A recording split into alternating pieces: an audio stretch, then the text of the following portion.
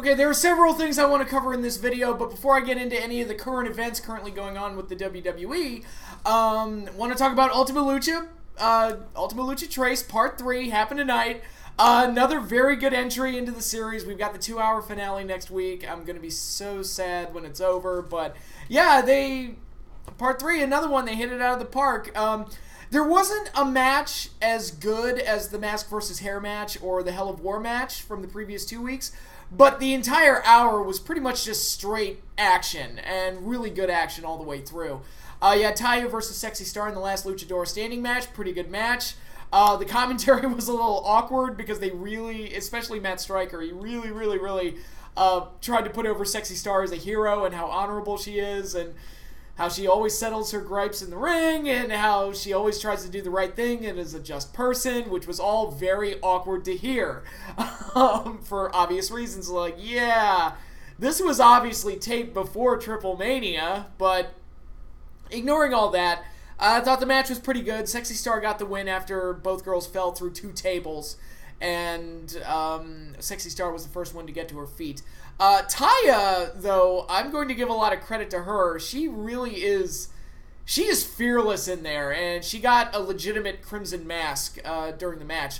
And I guess you could say this match was kind of a better version of the Ivelisse-Katrina match from last week, where they did things like Ivelisse got a Crimson Mask, but it looked like stage blood.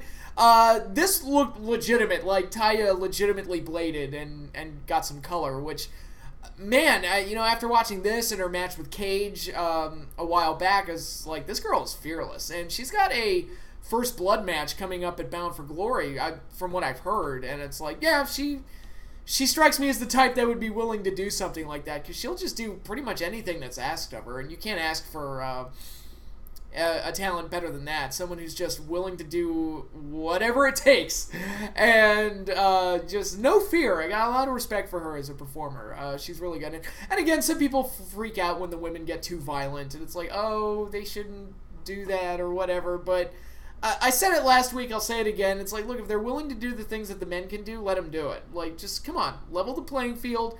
The girls want to play? Let them play. And if they can go, let them go. That's my whole attitude. And if they can do it as well as the men, more power to them. And in this situation, I felt like they did it as well as, most guys could do it. It was a pretty good match and really good all around. Disappointed by the result, obviously. I would have wanted Taya to go over, but pretty good match all the same.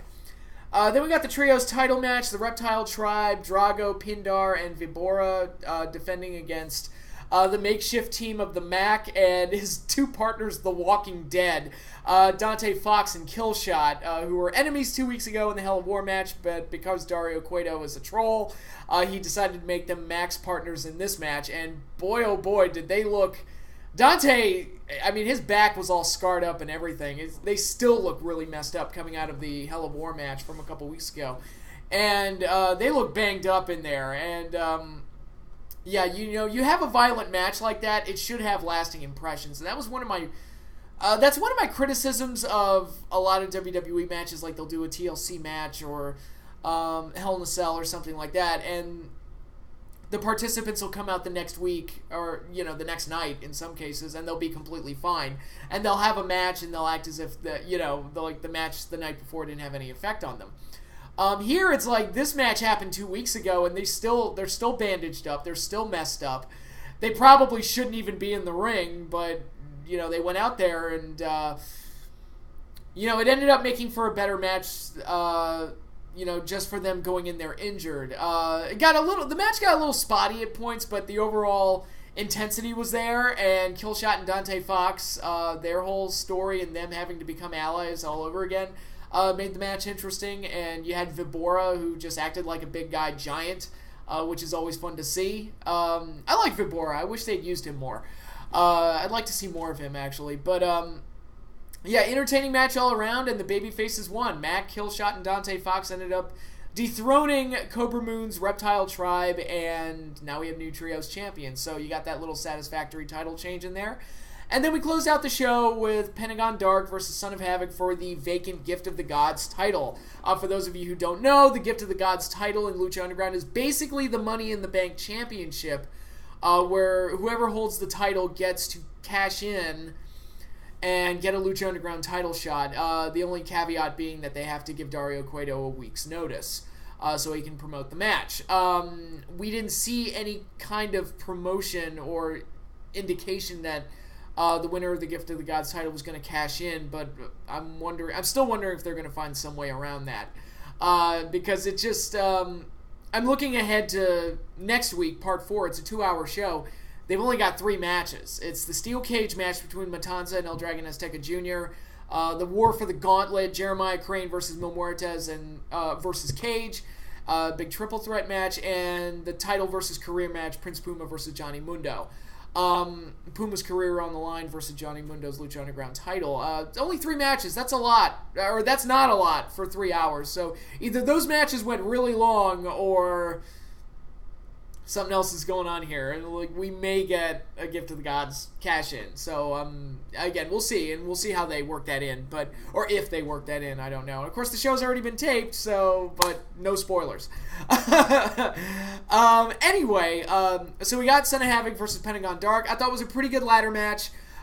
Basic stuff that you would expect with them jumping off of ladders, going through tables, using chairs, and Pentagon almost costing himself the match by taking time to set up ladders and tables to hurt Son of Havoc more instead of going for the win. I like that the commentators acknowledge that, because a lot of these ladder matches I'll see things where guys will take forever to set stuff up and the commentators don't like fill the dead air, or they just kind of go, it's like, yeah, that's what you do in a ladder match or whatever. But here it's like, dude, go for the belt. And injecting that common sense into it kind of made it more acceptable in this match. And you got a lot of good action in this match. You got that 6 spot where Son of Havoc got drilled he got drilled through a stack of chairs that was set up in the middle of the ring with a pile driver, and there was that spot where he went for the SSP, Shooting Star Press, and I feel, and again, my cybersecurity background comes in here. To me, SSP means cybersecurity plan, or system security plan, I should say, and so to me, SSP means 2 different things. But anyway, there was a part where Pentagon Dark countered the SSP into a diamond cutter, which looks sick. And then they finished it off with Pentagon managing to chokeslam Son of Havoc through a table, and he finally got the win after torturing Son of Havoc enough. Pretty good match, and now we have Pentagon Dark as the Gift of the Gods champion, which makes me think, is he going to pull something next week? We'll see. Like I said, they've only got 3 matches lined up next week, so there's a lot of air to fill as well, so we'll see how all that goes. But Ultima Lucha Trace Part 3, again, another really good show this week. Just no complaints, just really good stuff all around. And Ultima Lucha Trace has just been great all around. It's just been a very entertaining show, and hopefully the 2-hour finale really caps it off nicely. So really excited for it, so here's hoping for the best. Now, a couple of other things I wanted to talk about before I sign off. WWE, a couple of big things happened this week, and not good news. So apparently the reason that Kalisto won the Cruiserweight title this week on Raw, which about fucking time that he's in the Cruiserweight division, why they would make a Cruiserweight division and not have Kalisto in it makes no sense to me, but whatever. Okay, they took him out of the Cruiserweight division, they wouldn't put him in it, and they did nothing with him. So that made even less sense. It's like, you don't even have a plan for him not being in the Cruiserweight division? He got bullied around by Baron Corbin for a while. Whoop-de-doo. Anyway, so the reason that they did that is apparently Neville asked for his release right before Raw went on the air, and it forced him to make some changes moving forward. So, they had to change the ending to Raw on the fly. And that's very interesting that Neville would ask for his release. I wonder what brought this about or what instigated this. I don't know. Somebody showed me a tweet that he sent out a couple days ago where he voiced displeasure in a t-shirt that WWE released for him. He didn't like the design of the shirt. And apparently the Bullet Club has already reached out to him and has invited him to join the group. So, this is kind of unexpected. You know, you had Austin Aries leave earlier. You know, you had guys like Zack Sabre Jr. and Kota Ibushi, guys who really could have helped put the Cruiserweight division on the map. They didn't sign with the company, even though they did the Cruiserweight Classic. So it makes me wonder, is there something going on there with the Cruiserweight division? They put Enzo as basically the top guy, even though he just dropped the belt. I don't know if this is a residual effect of that. I don't know if it's just the cruiserweights being unhappy in general with the creative direction of the cruiserweight division, and Neville's just kind of had it up to here. I don't know. I don't know what led to this. It'll be very interesting to see as more details come out moving forward. If this is displeasure with WWE creative, there's a reason why Battleground was when I stopped watching. I'm just saying, it's a thing. What else happened this week? Oh, the Shield reunited. That was big. I guess they had to do something to try and get Roman over as a face, and what better way to do it than to revert back to an earlier part of his career where people actually liked him. It'll fill the dead air heading into Mania, I guess, or until Brock shows up the next time. And I think the TLC match that they signed could be very good and could be a bit of a show stealer. That's got to close out the pay-per-view, I would think, because Lesnar's not going to be there for the TLC pay-per-view. So, that could create some potentially good stuff. Maybe Raw will be worth watching. I don't know. I'll decide. We'll see. We shall see. I'll tell you what I'm not excited for. The potential that somebody pitched this idea to me about what the WrestleMania WWE title match might be. It's like, all right, it's going to be Lesnar and Reigns for the Universal title.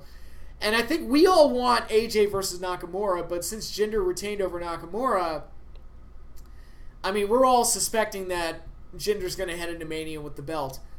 What if they do Cena versus Jinder at WrestleMania for the WWE title? Would that be the ultimate fuck you or what? Because it's like, who do you root for in that situation? You either continue Jinder Mahal's boring-ass reign, or Cena gets yet another reign that nobody cares about. So it's, he'll break Ric Flair's record. Like I give a shit. So that would be awful if they did that. That would be truly bad. Yeah, we'll see. We'll see. As we're getting close to WrestleMania season, so we'll see how that all plays out. I'm more excited for Wrestle Kingdom. We've got Naito versus Okada signed. Yeah. Good stuff. Looking forward to that main event. I'm looking forward to whatever card they put together, because I'm sure it'll be good. I'm actually thinking ahead. I'm actually really excited for the potential NXT WrestleMania weekend card, because I'm looking ahead to what they've got set up, and I'm like, man, we could get Adam Cole versus Drew McIntyre, or if they do that match earlier, we could get Adam Cole versus Aleister Black for the NXT title, because I think Adam Cole's going to win the title off of Drew McIntyre. It's just a matter of when they do it. And we could, if Ciampa's healthy by then, we could get Johnny Gargano versus Tommaso Ciampa, which would be great. And then for the women's title, we could get something like Ember Moon versus Kairi Sane, or like Kairi Sane versus Nikki Cross, or something like that, which could be really good. And we could have like Sanity versus Red Dragon versus the Authors of Pain in a 3-way street fight or something for the tag title. So I think the WrestleMania weekend NXT special could be very, very good, depending on what they decide to save for later and what they hold back on, or what they decide to do now. So that card looking ahead could be very good, very cool. What else? There was something else I wanted to cover. I did watch SmackDown this week, as I said I was going to do, just to see what Sami Zayn's explanation was for his potential heel turn, and just to see where they were going with it. And as per usual, the heel's explanation makes him sound completely justified in what he did. It's like, it sounds like Shane McMahon blew him off and treated him like crap, and, Shane McMahon was about to murder a guy that was his friend in the past, so, I don't know, Sami Zayn kind of sounds like he's in the right. But anyway, we'll see how that relationship develops moving forward. I don't know if I'm going to continue watching SmackDown week to week, but the Zayn Owens partnership does have me intrigued, so we'll see. And then we have this bit of news, which I just heard about while I was watching Lucha Underground, actually.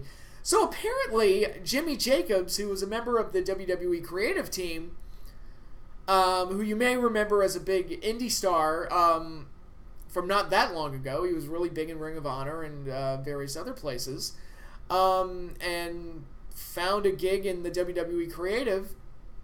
And when the Bullet Club pulled their invasion of the Monday Night Raw, invasion? They stood outside and acted like comedians. It's not really like they did anything.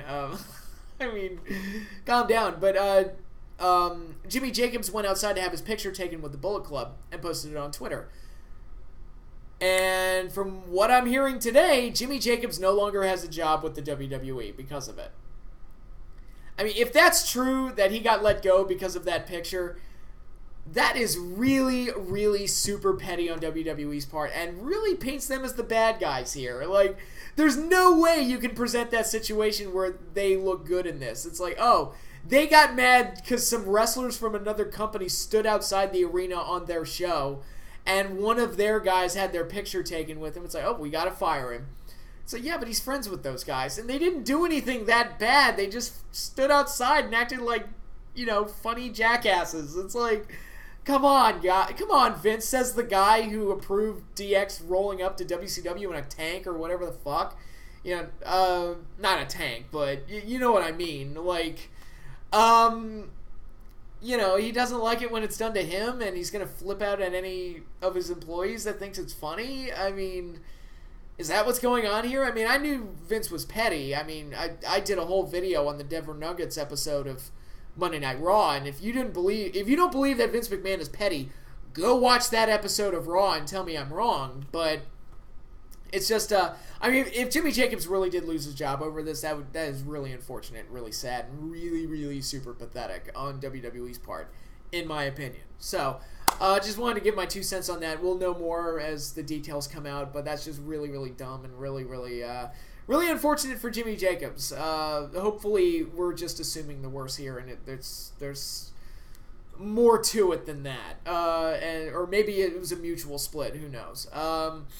Hopefully, I want to believe that Vince McMahon wouldn't just fire somebody because he had his picture taken with some guys from the enemy camp or whatever. But in any case, that's all I have for this video. Gonna have some more videos lined up for you over the next couple of weeks. I might do a preview video of Bound for Glory because why the fuck not? The funniest thing about Bound for Glory is that even 2 weeks ago, less than 2 weeks ago, like, I was looking ahead just based on the storylines they were doing on TV and just going like, the fuck is their card gonna be? Because it feels like just a bunch of random crap happens. And whatever storylines they do get wrapped up in a couple of weeks. So, I mean, I honestly, you know, we're just a few weeks away from Bound for Glory, and I could not tell you what the card was going to be. I had to look it up on Wikipedia. And last week, they just randomly threw together, it's like, oh, a bunch of X Division guys are demanding a title shot. So we get an Ultimate X match, because sure, why not? You know, a bunch of crap like that. You know, all the knockouts pile into the ring and demand a title match, so we get a Four Corners match, because sure, why not? It's much better than having a story and having actual build-up to these things. But anyway, yeah, and of course my Wrestle Kingdom reviews, those should be up sometime later this week, so be on the lookout for that. But that is all I have for you today. Hopefully y'all enjoyed this video. Keep watching Ultima Lucha. We got the final part next week. I hope it's great, because they've been on a roll the last 3 weeks. Just really good stuff. So, yeah, let's head into this climax, just all guns blazing, and just here's hoping that they really deliver next week. But that is all I have for you now. Enjoy the rest of your week, and I will see you all later.